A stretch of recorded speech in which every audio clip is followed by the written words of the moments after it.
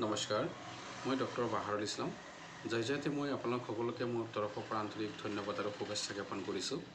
আজি এই ভিডিঅ'টোৰ জৰিয়তে মই আপোনালোকক কিডনি পাথৰ কিয় আৰু কেনেকৈ হয় আৰু কেনেকৈ এই পাথৰ হোৱাৰ পৰা প্ৰতিৰোধ কৰিব পাৰি আৰু কি খাদ্যৰ লগত জড়িত বা কি খাদ্য খালে কিডনি পাথৰ বেছিকৈ হয় আৰু কি কৰিলে ইয়াক নাইকিয়া কৰিব পাৰি বা প্ৰতিৰোধ কৰিব পাৰি তাৰ ওপৰত আলোচনা কৰিব গৈ আছোঁ। কিডনি পাথৰ এবাৰ হোৱাৰ পিছত নাৰ্ছিং হোমবিলাকত 50,000 পৰা 1.5 লাখ টকালৈকে খৰচ কৰি অপাৰেশ্যন কৰিব লগা হয়। গতিকে এই ভিডিঅ'টোৰ জৰিয়তে আপোনালোকে কিডনি পাথৰ প্ৰিভেণ্ট কৰিব পাৰিব আৰু কম খৰচত কেনেকৈ অপাৰেশ্যন নোহোৱাকৈ ভাল কৰিব পাৰি তাৰ ওপৰত আলোচনা কৰিম। কিডনি আমাৰ পেটৰ পিছফালে ৰাজহাড়ৰ দুয়োটা ছাইডত উৰহীৰ গুটিৰ আকৃতিৰ দুটা কিডনি থাকে। সোঁফালৰ কিডনিটো লিভাৰ থকাৰ কাৰণে লিভাৰৰ অৱস্থিতিৰ কাৰণে বাওঁফালৰ কিডনিতকৈ অলপ তলত থাকে। কিডনি দুটা শৰীৰৰ ব্লাড তেজ ফিল্ট্ৰেশ্যন কৰি যিখিনি অলাগতিয়াল দ্ৰব্য সেয়া শৰীৰৰ পৰা পেচাবৰ লগত উলিয়াই দিয়ে আৰু কিডনিৰ বা আমাৰ শৰীৰৰ PH অৰ্থাৎ এচিড আৰু বেছ অম্ল আৰু ক্ষাৰতাৰ সমতা ৰক্ষা কৰে আৰু শৰীৰত পানী মেইনটেনেন্স ঠিক ৰাখে। কিডনিত পেচাবৰ ক্ৰিষ্টেল ফৰ্মিং ছাবষ্টেন্স যদি ডাইলুট কৰাতকৈ বেছি থাকে তেতিয়াহ'লে সেই ছাবষ্টেন্সবিলাক অৰ্থাৎ কেলছিয়াম অক্সালেট ইউৰিক এচিড আদি জমা হয় কিডনি পাথৰ হয়। এতিয়া কথা হ'ল যে কেলছিয়াম অক্সালেট বা ইউৰিক এচিড কিছুমান খাদ্যত বেছি থাকে, যেনে চাহ। আমাৰ মানুহে দিনটো 2বাৰ 3বাৰ 5বাৰ ব্লেক টি খায়। এতিয়া এই চাহ খালে এটা অপকাৰিতা হ'ল কিডনি ষ্টোন হোৱাৰ সম্ভাৱনা থাকে, কাৰণ চাহপাতত কেলছিয়াম অক্সালেট থাকে আৰু সেই অক্সালেট থকাৰ কাৰণে কেলছিয়াম অক্সালেট টাইপৰ কিডনি পাথৰ হয়। গতিকে আমি প্ৰতিবাৰ চাহ খোৱাৰ আগতে আমি এগিলাচ পানী খাই ল'ব লাগে আৰু যিমান পাৰা যায় দিনটোত কমাই চাহ খাব লাগে, কাৰণ আমাৰ অক্সালেটৰ প্ৰয়োজন হৈছে 150 পৰা 500 মিলিগ্ৰাম। কিন্তু চাহপাত যদি বা চাহ যদি আপোনালোকে দিনটোত 3-4 বাৰ খায় তেতিয়াহ'লে 1500 মিলিগ্ৰামতকৈ বেছি অক্সালেট শৰীৰত সোমাই যায়, যাৰ কাৰণে বেছি অক্সালেট যেতিয়া পেচাবৰ লগত ওলাই যাব তেতিয়া সেয়া কিডনিত জমা হৈ ক্ৰিষ্টেল ফৰ্ম হৈ পাথৰ হোৱাৰ সম্ভাৱনা থাকে। আমি ৰেড মিট খাওঁ। এই ৰেড মিটত পিউৰিন নামৰ এবিধ ছাবষ্টেন্স থাকে, যাৰ পৰা ইউৰিক এচিড হয় আৰু সেই ইউৰিক এচিড টাইপৰ পাথৰ হোৱাৰ সম্ভাৱনা বেছি থাকে। আপোনালোকে পালেং শাক যদি খায় সেয়া সপ্তাহটোত এদিন খাওক, কিন্তু যদি অতিপাত পালেং শাক খায় তেতিয়া পালেং শাকত অক্সালেট থাকে, যাৰ কাৰণে কিডনি পাথৰ হোৱাৰ সম্ভাৱনা থাকে। আমি কিছুমান চল্টি খাদ্য বা ফাষ্ট ফুড সেইবিলাক যিমান পাৰা যায় এভইড কৰি চলিব লাগে, কাৰণ চল্টি আৰু ফাষ্ট ফুড খাদ্যবিলাকত ছ'ডিয়াম বেছি থাকে, যাৰ কাৰণে ছ'ডিয়াম বেছি হোৱাৰ কাৰণে আমাৰ কিডনিত ব্লাড ফিল্ট্ৰেশ্যন হৈ যি ইউৰিন কালেকশ্যন হ'ব তাত কেলছিয়ামৰ পৰিমাণ বাঢ়ি যায়, পিছত ষ্টোন ফৰ্মেশ্যন হোৱাৰ সম্ভাৱনা অধিক থাকে। আমি ল'ৰা ছোৱালীবিলাকে যথেষ্ট চকলেট খোৱা দেখা যায়।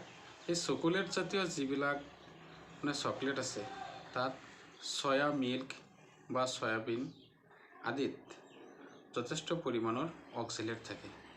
গতিকে এইবিলাক খাদ্য যিমান পাৰা যায় আমি কমাই খাব লাগে। যদি আমাৰ শৰীৰত ইউৰাইন ভলিউম যদি কমি যায় বা ৰিডিউসড ইউৰাইন ভলিউম, যেতিয়া আপুনি ড্ৰাই বা ৱাৰ্ম ৱেডাৰত আপুনি কাম কৰিব, শৰীৰটো বেছি ঘামিব বা পানী কমকৈ খাব, তেতিয়াহ'লে শৰীৰত ডিহাইড্ৰেশ্যনে দেখা দিয়ে, অৰ্থাৎ শৰীৰত পানীৰ পৰিমাণ কমি যায়, পিছত পেচাবৰ ভলিউম কমি যায়।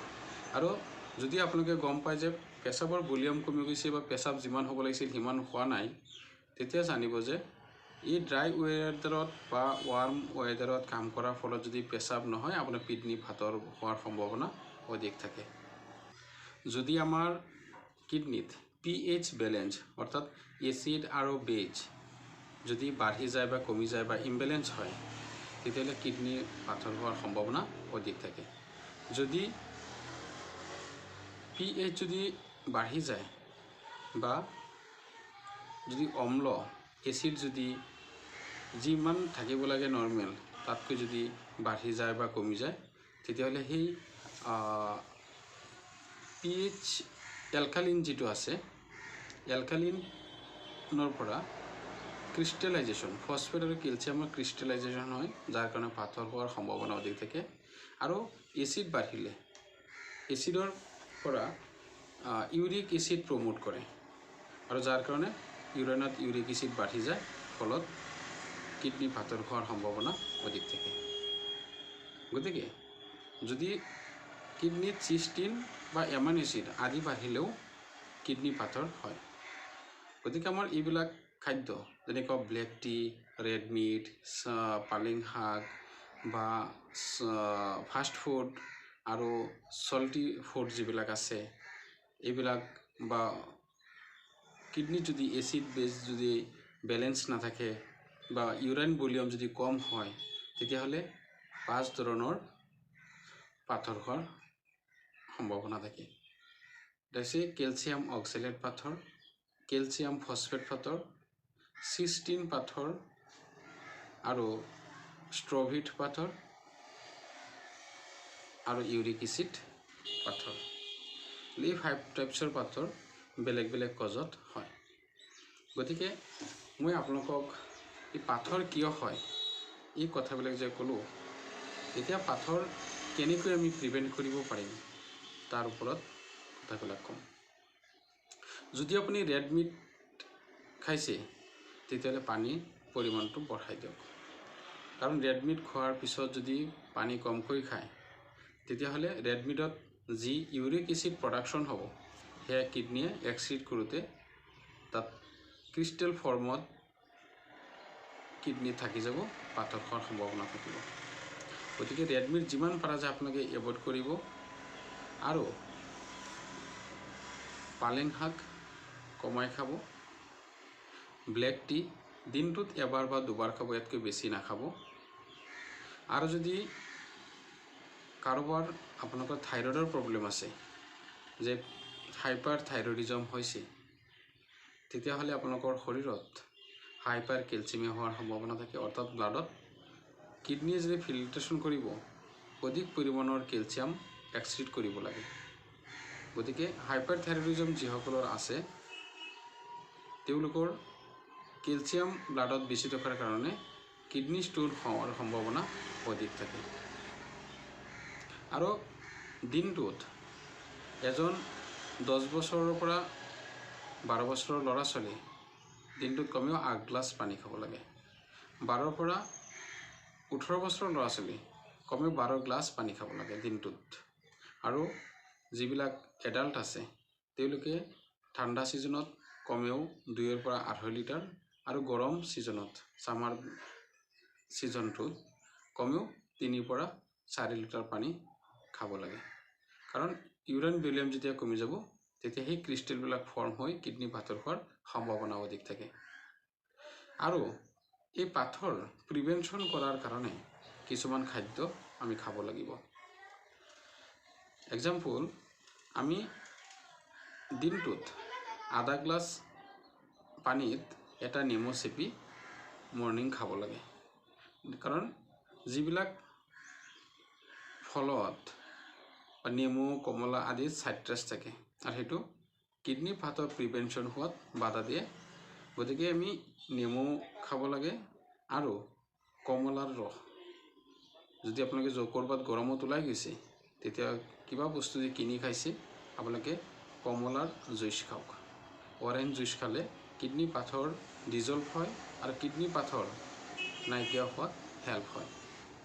আপোনালোকে গৰমত ওলাই গৈছে, তাত গৈ কিবা ড্ৰিংকছ কোল্ড ড্ৰিংকছ কৰাতকৈ আপোনালোকে কুঁহিয়াৰ বা নেমুৰ ৰস বা কমলাৰ ৰস খাব বা এপল জুইচ খাব, কিন্তু কোল্ড ড্ৰিংকছ নকৰিব। কাৰণ কোল্ড ড্ৰিংকছে মানুহৰ পিয়াহ কমাই দিয়ে। তাৰপিছত যেতিয়া গৰমত ওলাই গৈ অভাৰ চুৱেটিং হৈ পেলাই শৰীৰৰ পৰা পানী কমি যাব, ইফালে তেওঁ কোল্ড ড্ৰিংকছ খোৱাৰ পিছত পিয়াহটো নাইকিয়া হ'ব, পানী কমাই খাব, যাৰ কাৰণে ৰিডিউচড ইউৰিন ভলিউম হৈ পেলাই এই যিবিলাক কেলছিয়াম ফসফেট অক্সালেট সেইবিলাক কিডনিত জমা হৈ পাথৰ হোৱাৰ সম্ভাৱনা বেছি থাকে। গতিকে আপুনি কোল্ড ড্ৰিংকছ নাখাব, পাৰিলে এপল জুইচ বা অৰেঞ্জ জুইচ, লেমন জুইচ আদি খাব। লেছ সল্টি ফুড যিবিলাক আছে, কম নিমখীয়া সেইবিলাক খাদ্য খাব লাগে। আৰু প্ৰটিন আমি বহুত বেছি খাওঁ, প্ৰটিন অলপ কমাই লিমিটেশ্যনত খাব লাগে। আৰু ফেটজাতীয় বস্তু লিমিটত খাব লাগে। কাৰণ ফেটজাতীয় খাদ্য যদি আপুনি বেছি খায়, যদি অবেচিটি হয়, তেতিয়াও পাথৰ হোৱাৰ সম্ভাৱনা অধিক থাকে।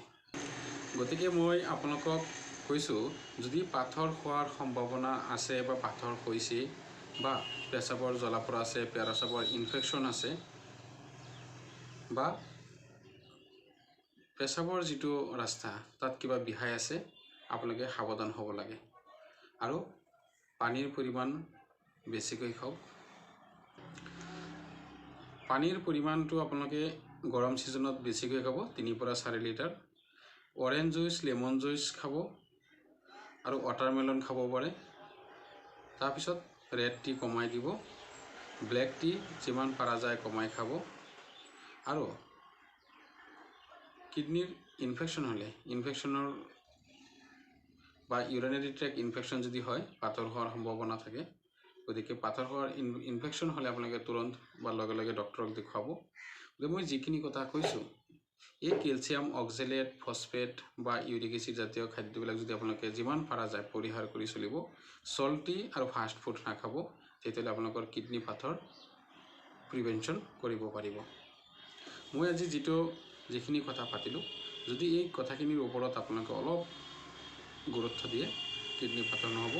আৰু যদি কাৰোবাৰ কিবা জানিব লগা থাকে, পাথৰ কিয় ফৰ্ম হয় বা কথাখিনি আপোনালোকে যদি বুজা নাই, আপোনালোকে মোৰ নাম্বাৰত ফোন কৰিব পাৰিব। আৰু এই কিডনি পাথৰ আপোনালোকে অপাৰেশ্যন যদি কাৰোবাৰ হৈছে, অপাৰেশ্যন কৰাতকৈ অপাৰেশ্যন নকৰাকৈ আপোনালোকে হোমিওপেথিক ঔষধত 100% কিউৰ হ'ব পাৰিব। কাৰণ যেতিয়া কিডনি পাথৰ হয়, যদি 20 mm বেছি হৈ যায়, তেতিয়াহ'লে আপোনালোকে অপাৰেশ্যনত যাব। আৰু 20 mm কম থাকিলে, লাগিলে 1, 2, 3, 4টাই থাকক বা 2টা কিডনিতে থাকক, তেতিয়াহ'লে আপোনালোকে অপাৰেশ্যন নকৰি হোমিওপেথিক ছিষ্টেমত আপোনালোকে ভাল কৰিব পাৰিব। আৰু মোৰ এইটো চেম্বাৰ, ইয়াতে মই কিডনি পাথৰৰ চিকিৎসা কৰোঁ, 20 mm লৈকে কৰোঁ।